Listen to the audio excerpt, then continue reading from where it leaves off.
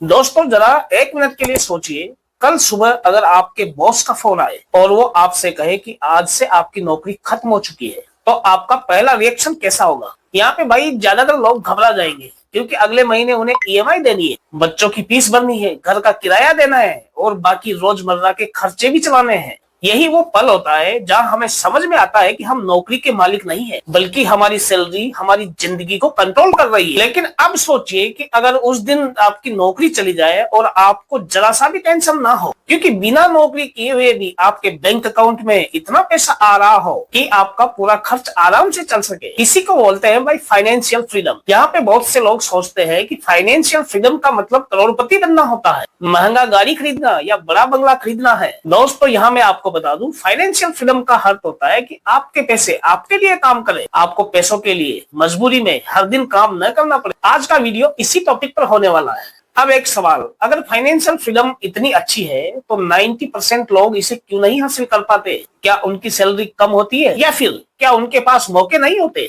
या फिर वो ऐसी गलतियां कर देते हैं जो उन्हें आजाद ही नहीं होने देती? अगर सिर्फ कम सैलरी की वजह होती तो अच्छी कमाई करने वाले हर इंसान को फाइनेंशियल फ्रीडम मिल जाती। लेकिन दोस्तों यहाँ हकीकत इसके बिल्कुल उलट है। तो दोस्तों वीडियो को पूरा देखना है, तभी जाके आपको सब कुछ समझ में आने वाला है। दोस्तों आज हम इस सेशन में फाइनेंशियल फ्रीडम के ऊपर खुलकर चर्चा करने वाले हैं। किस तरीके से आप अपनी कम सैलरी में भी एक फाइनेंशियल फ्रीडम हासिल कर सकते हैं, इन सभी टॉपिक्स पर आज हम खुलकर चर्चा करें। वीडियो शुरू करने से पहले अगर आप हमारे चैनल पर नए आए हैं तो मैं हूं एके और आप देख रहे हैं हमारा चैनल एके मीना फाइनेंस। अगर अभी तक आपने हमारे चैनल को सब्सक्राइब नहीं किया है तो प्लीज सब्सक्राइब करके अपनी फैमिली का हिस्सा जरूर बन जाइए। चलिए बिना देरी किए हुए वीडियो को शुरू करें। दोस्तों ऐसे बहुत से लोग हैं जो हर महीने लाखों रुपए कमाते हैं, फिर भी महीने के लास्ट तक वो टेंशन में क्यों हो जाते हैं? क्योंकि यहाँ समस्या कमाई से ज्यादा पैसों को संभालने के तरीके में है। अब मैं यहाँ आपको बहुत सारी गलतियां बताने वाला हूँ, एक एक करके ध्यान से सुनना। अगर आज आपने इस सेशन को अच्छे तरीके से सुन लिया ना, तो यकीन मानिए आपकी लाइफ में बदलाव होना निश्चित है। पहली गलती जो आपको भी नहीं करनी है, लाइफ स्टाइल इन्फ्लेशन। दोस्तों जैसे जैसे सैलरी बढ़ती है वैसे वैसे अपने खर्चे भी बढ़ जाते हैं। पहले 15,000 रुपए का मोबाइल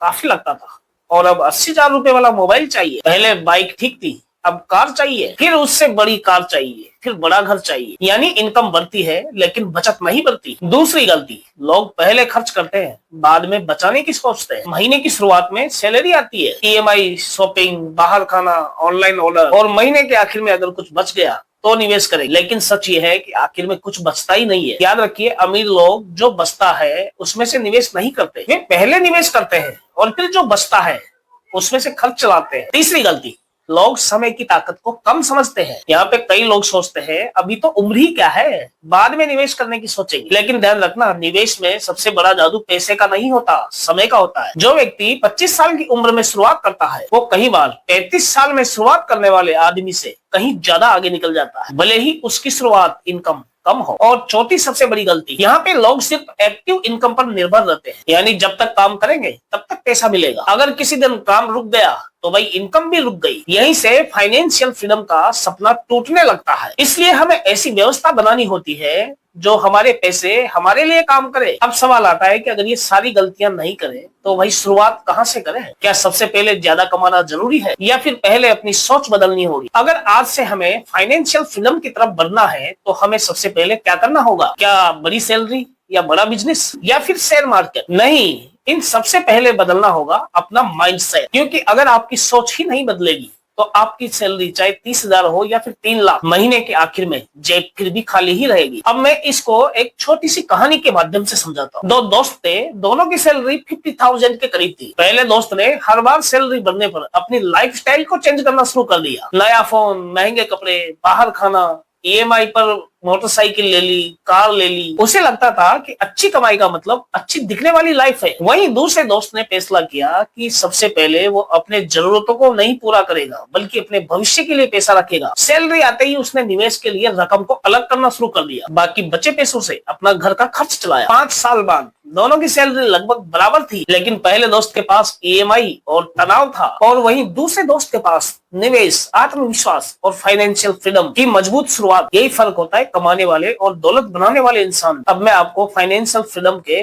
3 गोल्डन रूल बताने वाला। रूल नंबर 1, पहले आपको खुद को पे करना है। सैलरी आते ही कम से कम 20% अपने निवेश के लिए अलग कर दें। जो पैसा आपकी नजर से दूर चला गया वो भविष्य में बहुत बड़ी ताकत बनेगा। रूल नंबर 2, हर खर्च से पहले खुद से एक सवाल जरूर पूछिए, क्या मैं ये चीज अपनी जरूरत के लिए खरीद रहा हूँ या सिर्फ लोगों को दिखाने के लिए? ये एक सवाल आपके हजारों नहीं लाखों रुपए बचा सकता है। रूल नंबर 3, पैसा खर्च करने वाली चीजों से ज्यादा पैसा कमाने वाली चीजें खरीदिए। अगर आपके पास अतिरिक्त पैसा है तो पहले ऐसे एसेट बनाइए जो भविष्य में इनकम पैदा करे, क्योंकि फाइनेंशियल फ्रीडम सैलरी से नहीं एसेट से मिलती है। याद रखिए, फाइनेंशियल फ्रीडम की शुरुआत बैंक बैलेंस से नहीं होती, इसकी शुरुआत उस दिन से होती है जब आप अपने पैसों के खुद मालिक बन जाते हैं। लेकिन सिर्फ सोच बदलने से काम नहीं चलेगा। अब अगला कदम है एक ऐसा फाइनेंशियल सिस्टम बनाना जो हर महीने अपने आप आपकी दौलत को बढ़ाता रहे। तो दोस्तों, अब तक हमने समझ लिया कि फाइनेंशियल फ्रीडम की शुरुआत सही सोच से होती है, लेकिन सिर्फ सोच बदलने से बैंक बैलेंस नहीं बनता। जरूरत होती है तो एक ऐसे फाइनेंशियल सिस्टम की जो हर महीने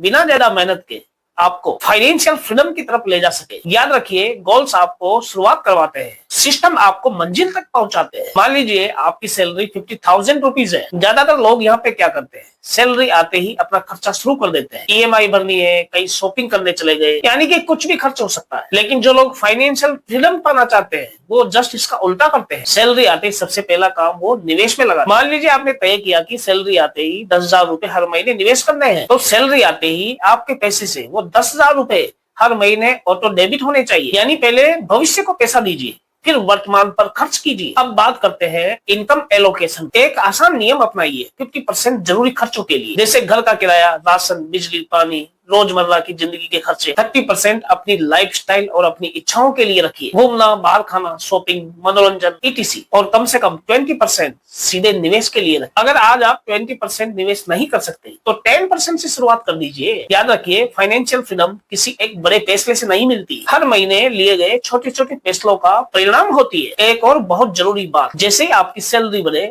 अपने खर्चों को उतने अनुपात में मत बढ़ाइए। मान लीजिए आज आपकी सैलरी 50,000 रुपए है, वहीं अगले साल आपकी सैलरी 60,000 रुपए हो जाएगी, तो पूरे 10,000 खर्च मत कीजिए। कोशिश कीजिए कि उस बढ़ी हुई रकम का सीधा हिस्सा निवेश में लगाएं। यही तरीका आपको आम लोगों से अलग बनाता है। अब एक सवाल, अगर मान लीजिए आपने हर महीने निवेश शुरू कर भी दिया, तो निवेश करेंगे कहाँ? SIP में, index fund, mutual fund, stock market या फिर गोल्ड? याद रखना, अगर आपने पैसे को गलत जगह निवेश कर दिया तो मेहनत का पैसा भी उम्मीद के मुताबिक नहीं बढ़ेगा। याद रखना, कोई भी इन्वेस्टमेंट आपको रातों रात अमीर नहीं बनाता। असली दौलत धीरे धीरे बनती, लेकिन जब बनती है तो आपकी पूरी जिंदगी बदल देती। अगर आप बिल्कुल शुरुआती निवेशक है तो SIP के माध्यम से अच्छे म्यूचुअल फंड या फिर इंडेक्स फंड से शुरुआत करना एक आसान तरीका माना जा सकता है। इससे अगर आप नियमित निवेश की आदत बनाते हैं तो यहाँ पे लंबे समय में आपको कंपाउंडिंग का फायदा मिल सकता है। अगर आपको शेयर मार्केट की अच्छी समझ है तो आप चुनिंदा अच्छी कंपनियों में निवेश करने के लिए सोच सकते हैं, लेकिन बिना रिसर्च या फिर किसी की सलाह पर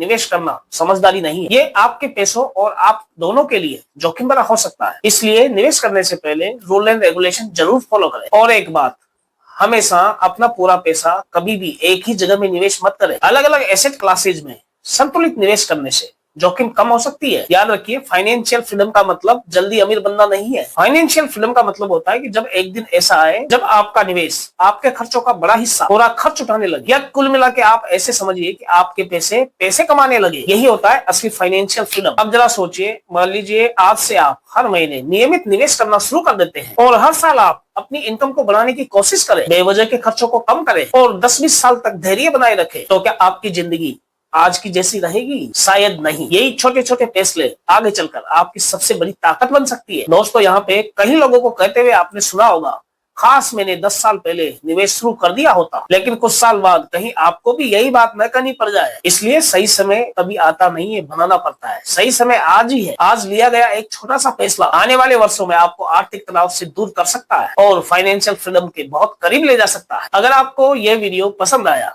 और आपको इस वीडियो से कुछ भी सीखने को मिला तो इसे अपने दोस्तों और फैमिली के साथ शेयर जरूर करें, ताकि वे भी अपनी फाइनेंशियल फ्रीडम की दिशा में अपना पहला कदम बढ़ा सके। और अगर आप इस सेशन को फेसबुक में देख रहे हैं तो चैनल को फॉलो करके लाइक करें और शेयर करें। और अगर आप इसे यूट्यूब में देख रहे हैं तो चैनल को अभी कभी सब्सक्राइब करके जाए। और दोस्तों, आपके कमेंट बहुत कम आ रहे हैं, प्लीज कमेंट जरूर किया करें। इससे हमें मोटिवेशन मिलता है कि हमारे वीडियो में कितनी ताकत है, जो हमने मेहनत किया है उसमें वाकई में दम है या फिर नहीं। चलिए मिलते हैं नेक्स्ट वीडियो में। तब तक सीखते रहे, मुस्कुराते रहे और अपने पैसों को अपने लिए काम पर लगाते रहे। Thanks for watching this video.